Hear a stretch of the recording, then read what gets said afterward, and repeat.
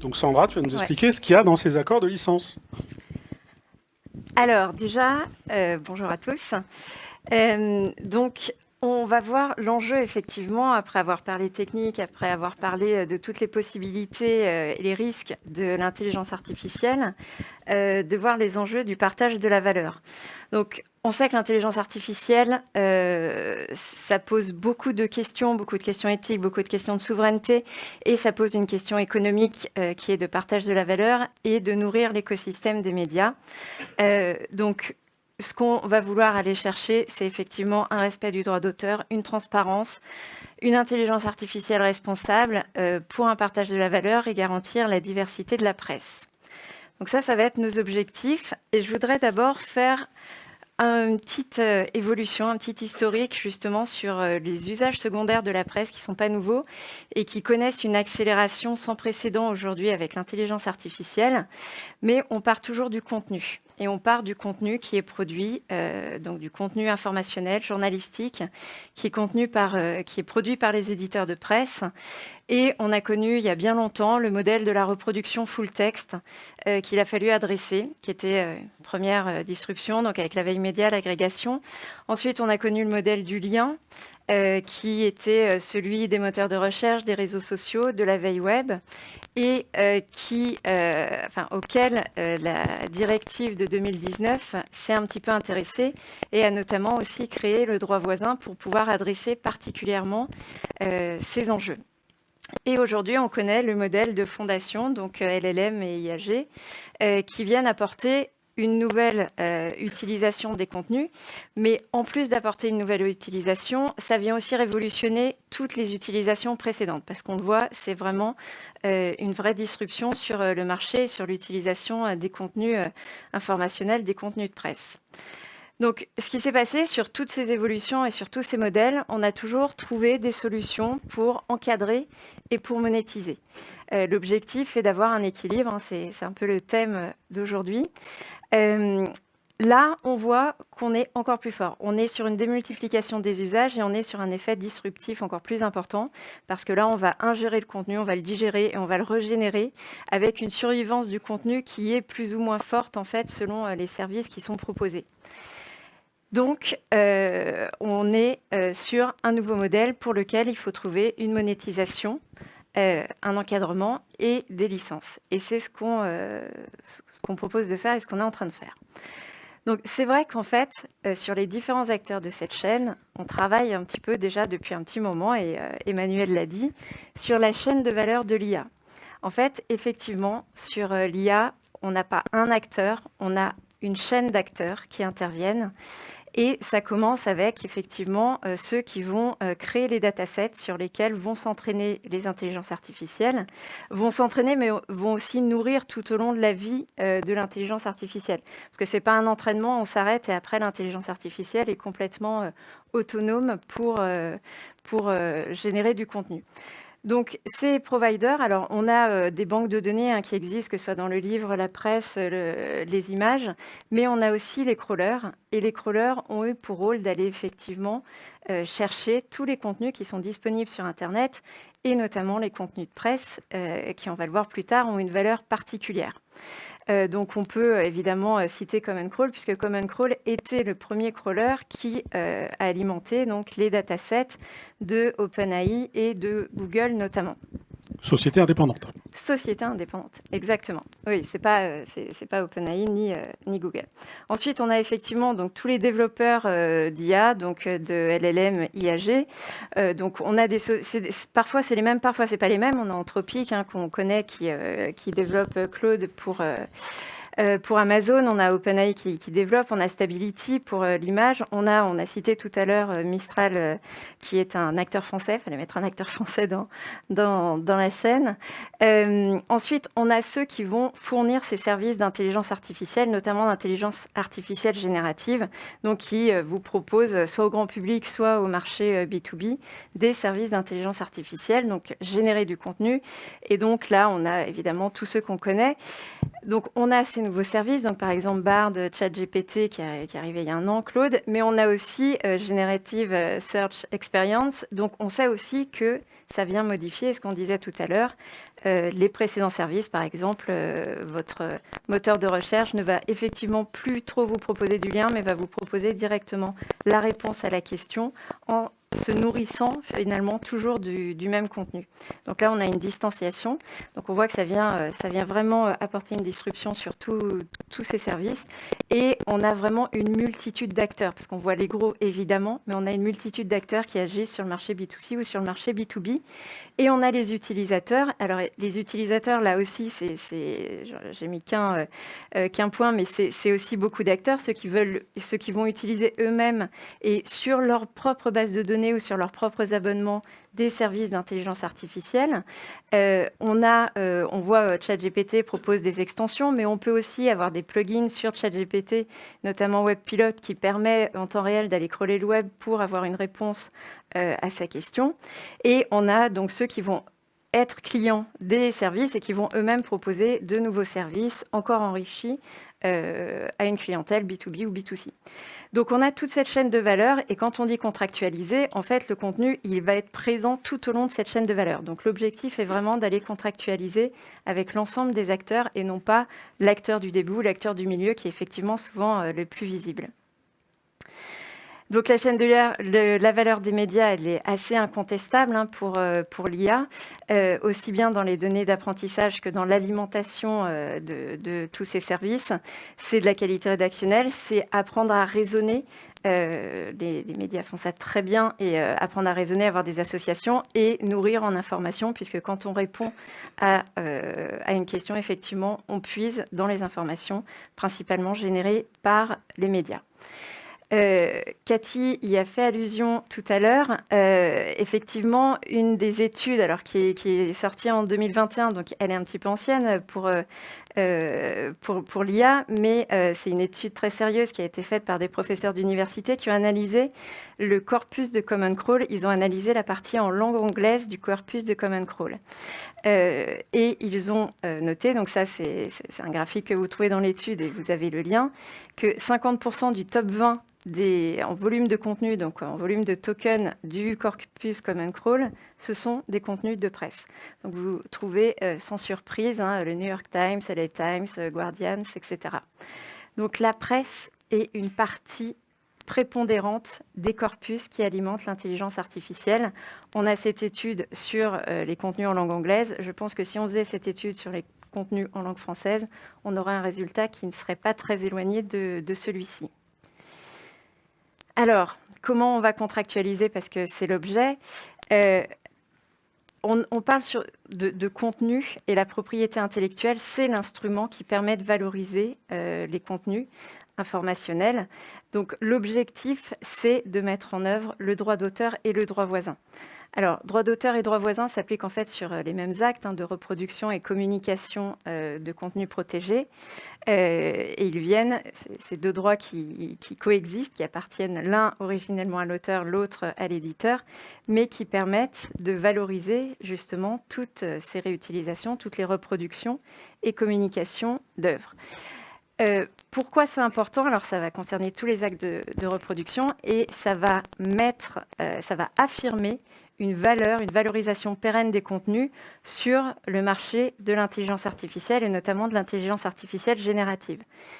Ce qui est important avec le droit d'auteur, c'est que, et le droit voisin, la valorisation est pérenne. Ce n'est pas un accord commercial qu'il faut renégocier. On affirme une valeur qui va s'appliquer à tous les acteurs qui vont utiliser des contenus dans le cadre de services d'intelligence artificielle et ça bénéficie à tous les contenus. Et là, on touche aussi, par exemple, à la diversité de la presse. L'objectif, c'est que tous les contenus de presse soient protégés et non pas quelques contenus.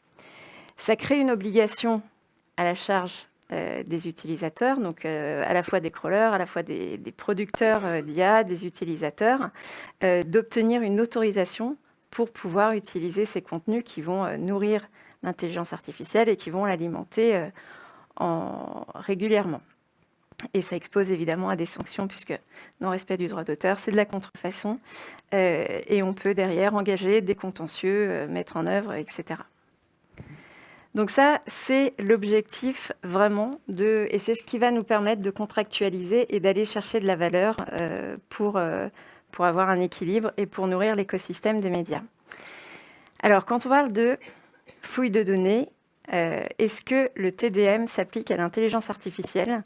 C'est la question que j'ai assez souvent avec l'argument disant que l'intelligence artificielle n'existait pas en 2019 quand la directive a été votée. Alors, sachant que la directive, les discussions ont même démarré en 2016, puisque la proposition de la Commission européenne remonte à 2016, et qu'il y avait eu des travaux préparatoires avant 2016 pour voir sur quoi on devait faire évoluer justement le droit d'auteur avec les technologies qui existaient à l'époque.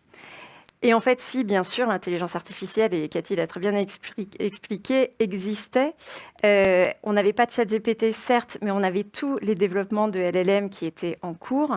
Et c'est bien pour ça, d'ailleurs, que les GAFA, qui à l'époque faisaient un lobby très puissant sur cette directive européenne, avaient demandé d'avoir une exception au droit d'auteur pour la fouille de données. La fouille de données, en fait, c'est une technique d'analyse automatisée de texte pour en dégager des informations, notamment des constances, tendances et corrélations. Donc, en fait, eux avaient bien sûr anticipé que l'utilisation était soumise au droit d'auteur et que ce qui les arrangeait, c'était d'être dans une exception pour justement sortir de cette autorisation et sortir des contraintes liées au droit d'auteur. Alors, cette exception, elle existe toujours elle est obligatoire effectivement pour le TDM à des fins de recherche. En revanche, ce que les ayants droit ont obtenu, c'est d'avoir un opt-out. Alors certes, c'est effectivement pas forcément logique et pas idéal, c'est-à-dire qu'on est dans l'exception et on doit sortir de l'exception, mais c'est tout de même une possibilité, c'est-à-dire qu'en exerçant votre opt-out, on sort de l'exception. Et résultat, on peut donc exercer son droit d'auteur ou son droit voisin, et son droit voisin d'ailleurs, pour pouvoir autoriser, valoriser et donc mettre en place des licences, qu'elles soient d'ailleurs individuelles ou collectives. Donc la conclusion, c'est qu'effectivement, l'opt-out va permettre de pouvoir contractualiser et aller chercher la valeur auprès des différents acteurs de l'IA. Alors, pour mettre un petit peu en perspective de ce qui se passe, parce que le TDM, droit d'auteur, c'est très européen. Ce qui se passe aux États-Unis, où les ayants droit ont un petit peu d'avance sur nous, sur tous les cas d'IA. Aujourd'hui, aux États-Unis, on a 9 cas de contentieux qui sont lancés par différents ayants droit, différents groupes d'ayants droit, de secteurs créatifs différents. On a le livre avec Authors Guild, on a l'image avec Getty versus Stability. On a aussi des contenus informationnels avec Thomson Reuters. Donc, on a aujourd'hui des ayants droit qui se sont mobilisés, en tout cas aux États-Unis, sur différents cas. Et ce qui est d'intéressant, on n'a pas de décision au fond aujourd'hui, hein, mais ce qui est d'intéressant, c'est que ça affirme effectivement que le droit s'applique. Toutes les demandes d'irrecevabilité qui ont été opposées à ces contentieux ont été rejetées à ce jour. Ce qui est mis en avant par les acteurs de l'IA, c'est qu'ils sont dans le fair use. Le fair use, c'est l'équivalent en gros d'une exception chez nous.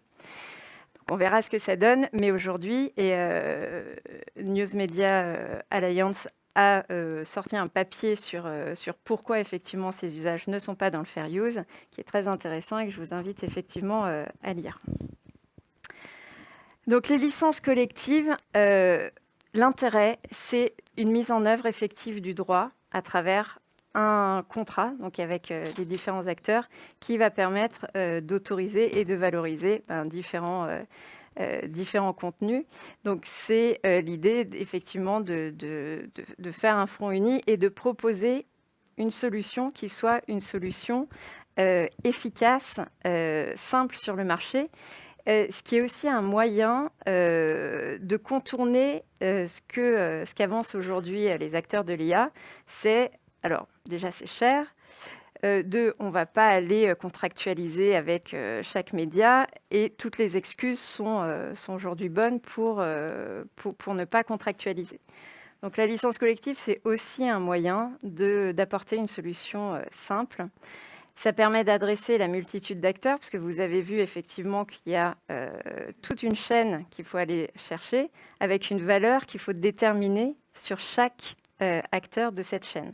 Donc l'objectif est d'avoir une réflexion qui est une réflexion commune pour pouvoir savoir comment on va adresser ces différents acteurs. Alors les licences collectives, c'est à la fois valorisé, mais c'est aussi encadré.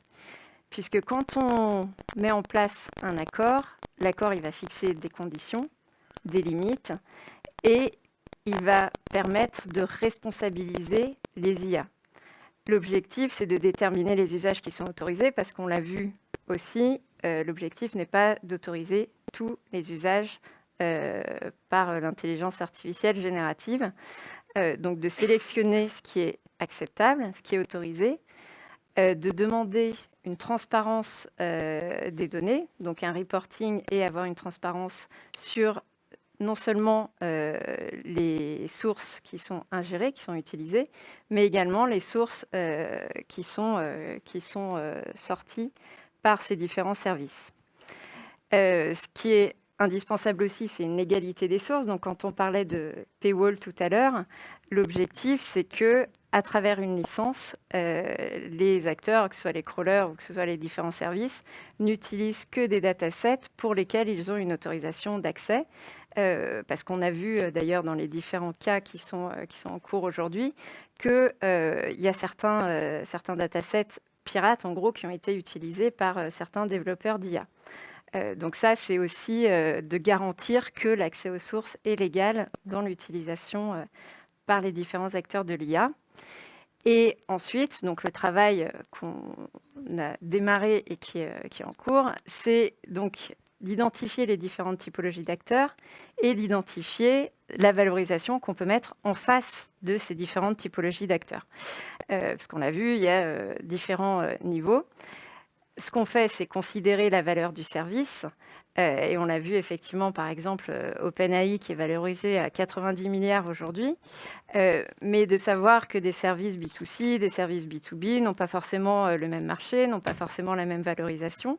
Donc l'objectif, c'est d'identifier ça, de voir quel est l'apport des contenus protégés sur ces différents services, de voir quel est le volume et la proportion de ces contenus, donc dans les datasets, dans l'utilisation et en fonction de la finalité, pour pouvoir proposer une licence qui régule le marché et qui apporte aussi une labellisation sur les acteurs de l'IA. Parce qu'un acteur qui a signé une licence respecte le droit d'auteur et peut se targuer d'être plus propre sur l'utilisation des contenus avec l'IA.